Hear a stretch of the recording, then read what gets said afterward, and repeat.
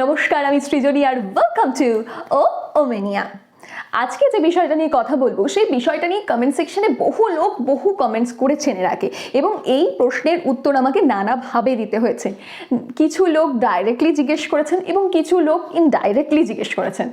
তো বেশ কিছু সময় আমি যখন অ্যান্সারগুলো দিই তখন ডাইরেক্টলি বেশ কিছু জিনিস বলা যায় না, তার কারণ আমি একটা ইনস্টিটিউশনের আন্ডারে আছি এবং সেখানকার কিছু প্রাইভেসি পলিসি থাকে। সেই পলিসির জন্য বেশ কিছু জিনিস আমি ওপেনলি বলতে পারি না, কিন্তু আমি যেটা বলতে পারি সেটা হচ্ছে যে প্রত্যেকটা গভর্নমেন্ট কলেজ হোক, প্রাইভেট কলেজ হোক, প্রত্যেকটা জায়গার বেশ কিছু পজিটিভ এবং নেগেটিভ সাইড আছে। শুধু কলেজ কেন, বিভিন্ন চাকরি, সরকারি চাকরি, প্রাইভেট চাকরি, দুটোতেই বেশ কিছু পজিটিভ এবং নেগেটিভ সাইড আছে এবং সেগুলোকে মেনেই চলতে হয়। আর আগে বিচার করতে হয় যে এই নেগেটিভ সাইডগুলো আছে, সেই নেগেটিভ সাইডগুলো আমাকে কতটা এফেক্ট করবে। সেই নেগেটিভ সাইডগুলো যদি আমাকে বিশাল কিছু এফেক্ট না করে তাহলে অবশ্যই আমি এই পজিটিভ সাইডগুলোকে লক্ষ্য করে এগিয়ে যাব। তার আগে আমি একটা ছোট্ট গল্প বলি। Hello, now it's a story time. আজ থেকে 1.5 বছর আগে 2023 সালে আমি একটি সরকারি কলেজে MBA করতে ঢুকি। কোন কলেজ সেটা অলরেডি অনেকে জানেন, কারণ আমার অনেক ভিডিওতে তারা দেখেছেন। আমার স্পেশালাইজেশন ছিল MBA in public system, specialised on health care and hospital management.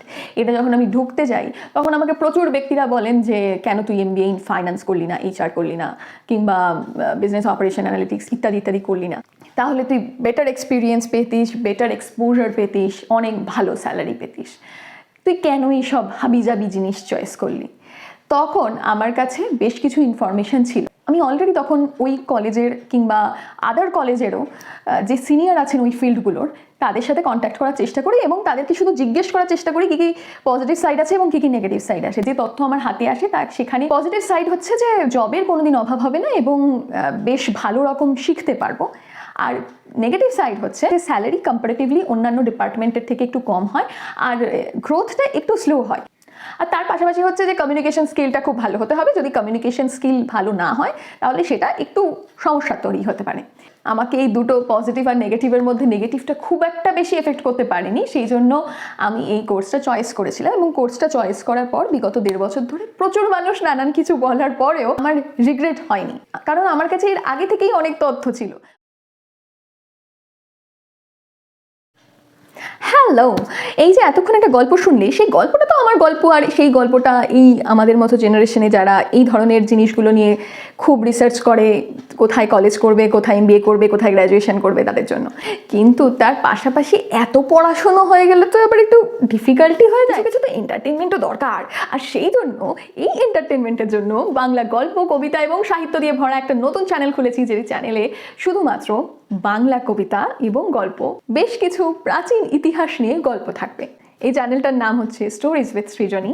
আমি অলরেডি ডেসক্রিপশন বক্সে লিঙ্কটা দিয়ে দিচ্ছি, প্লিজ সাবস্ক্রাইব করে এসো, কারণ এত পড়াশুনো করলে হয় না। আমি জানি যে আমাদের জেনারেশনের অনেকেই ইংলিশে গান শোনা, গল্প শোনা, সিনেমা দেখা ইত্যাদি পছন্দ করেন, কিন্তু আমার দৃঢ় বিশ্বাস এখনও প্রচুর বাঙালি আছেন যারা বাংলায় কবিতা কিংবা গল্প শুনতে ভীষণ ভালোবাসেন। সো প্লিজ একবার ঘুরে আসো, আমি ওখানেও ভিডিও দিতে থাকবো এবং তার সাথে সাথে তোমাদের এই ইনফরমেশনের জন্য তৈরি ওম্যানিয়া তো সবসময় open. So please do like, share and subscribe Womania and stories with Srijani. মানুষ যখন মেন্টালি প্রিপেয়ার হয়ে কোথাও যায় তখন সেক্ষেত্রে তার শকিং ব্যাপারটা একটু কম আসে। আজকে আমার কাজ হচ্ছে আপনাদের কাছে পৌঁছে দেওয়া সরকারি কলেজ, যেটা আপনার গ্র্যাজুয়েশনের ক্ষেত্রে হোক, সেটা আপনার মাস্টার্সের ক্ষেত্রে হোক, সেটা যে কোনো MBA কলেজের ক্ষেত্রে হোক, এই সরকারি কলেজের কিছু পজিটিভ এবং নেগেটিভ সাইডকে তুলে ধরা। অনেকে বলেন সরকারি চাকরি ভীষণ খারাপ, অনেকে বলেন প্রাইভেট প্রাইভেট চাকরি কেন।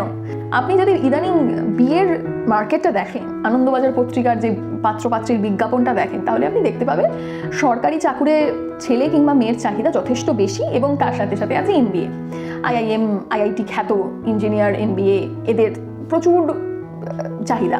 মানুষের ক্রেজটা সরকারের প্রতি এখনো কমে যায়নি, যতই মানুষ প্রাইভেটের দিকে চলে যায়।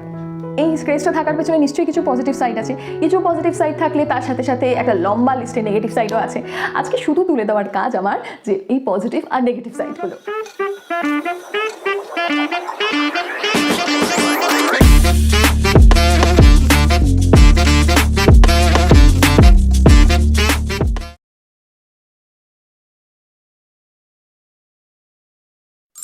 Number 1, affordable. এই সরকারি কলেজগুলো যথেষ্ট অ্যাফোর্ডেবল হয়। এই অ্যাফোর্ডেবলের বিভিন্ন রকম আবার বিভেদ আছে। অর্থাৎ প্রাইভেট যে গ্র্যাজুয়েশনের কলেজগুলো আছে সেই কলেজগুলোর তুলনায় সরকারি গ্র্যাজুয়েশন লেভেলে পড়ানোর যে কলেজ তাদের ফিস যথেষ্ট কম থাকে। সেরকমভাবেই মাস্টার্সের ক্ষেত্রেও একই নিয়ম পালন হয়। এবার যদি এমবিএর ক্ষেত্রে দেখেন, সেখানে দেখবেন যে বাকি যে এমবিএ কলেজগুলো আছে প্রাইভেট, সেখানের থেকে সরকারি এমবিএ কলেজ যথেষ্ট অ্যাফোর্ডেবল, তাদের থেকে তুলনামূলকভাবে ফিসটা কম হয়। সেই কারণে বিভিন্ন সোশিও ইকোনমিক ক্লাসের মানুষজন এসে পড়তে পারে। Number 2, Legacy and recognition. এই সরকারি কলেজগুলোর নিজস্ব একটা লিগাসি আছে, জাতীয় এবং আন্তর্জাতিক স্তরে অর্থাৎ ন্যাশনাল ইন্টারন্যাশনাল লেভেলে এগুলোর রেকগনিশন আছে। আপনি বাইরে যেখানেই পড়তে যান না কেন, এই সরকারি কলেজ থেকে যদি আপনি যান, তাহলে তারা সহজেই বুঝতে পারবে যে অমুক ইউনিভার্সিটি থেকে পড়ে এসেছে কিংবা তমুক কলেজ থেকে পড়ে এসেছে, যার নাম তাদের কাছে কিছুটা হলেও শোনা লাগবে। প্রাইভেটের ক্ষেত্রেও যে এটা নেই আমি বলবো না, তবে প্রাইভেট কলেজগুলোর ক্ষেত্রে এই লিগাসি আর রেকগনিশনটা বেশ কিছু বছর কষ্ট করে খেটে অর্জন করতে হয়। Number 3, experienced faculty. এই সরকারি কলেজগুলোতে যে সমস্ত ফ্যাকাল্টিরা আছেন তারা যথেষ্ট বয়স্ক এবং এক্সপিরিয়েন্সড ফ্যাকাল্টি।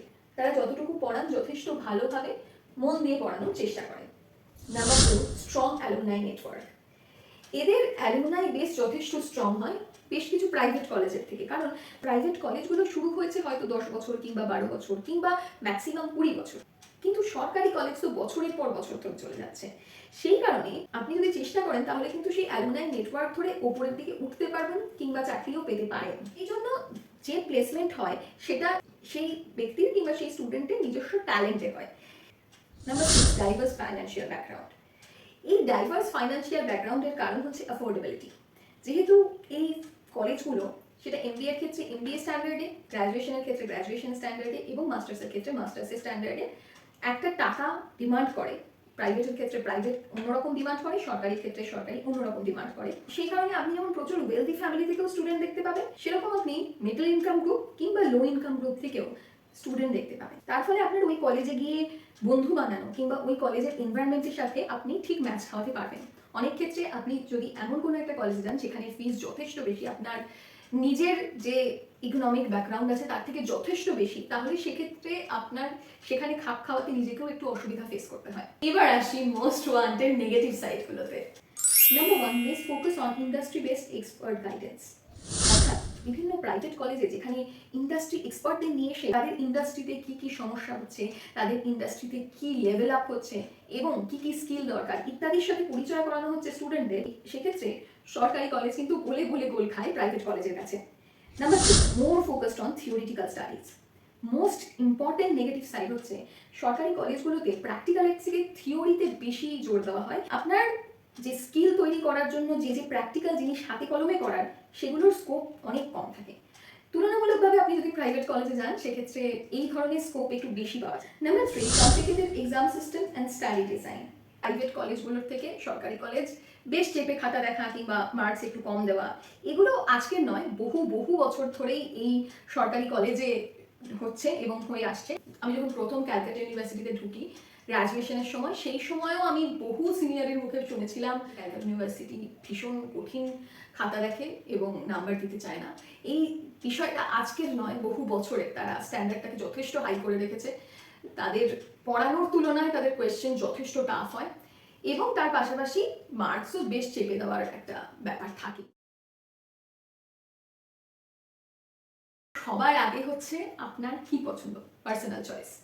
আপনার কি পছন্দ সেটা সবার আগে মাথায় রাখবেন এবং তার সাথে সাথে আরেকটা জিনিস মোস্ট ইম্পর্টেন্ট, সেটা হচ্ছে ফিউচার গোল। আপনার সরকারি কলেজে পড়লে সেখান থেকে ফিউচার গোল স্যাটিসফাইড হবে নাকি প্রাইভেটে পড়লে হবে, সেটা আপনার নিজস্ব চয়েস এবং নিজস্ব কল। তার সাথে সাথে আপনার ফিনান্সিয়াল ব্যাকগ্রাউন্ড, ইকোনমিক ব্যাকগ্রাউন্ড যেটাকে আমরা বলি, সেই সমস্ত কিছুকে মাথায় রেখে আপনি ডিসিশন নেবেন এরপরে যে কোনটা আপনার জন্য ভালো হবে এবং কোনটা অতটা নয়।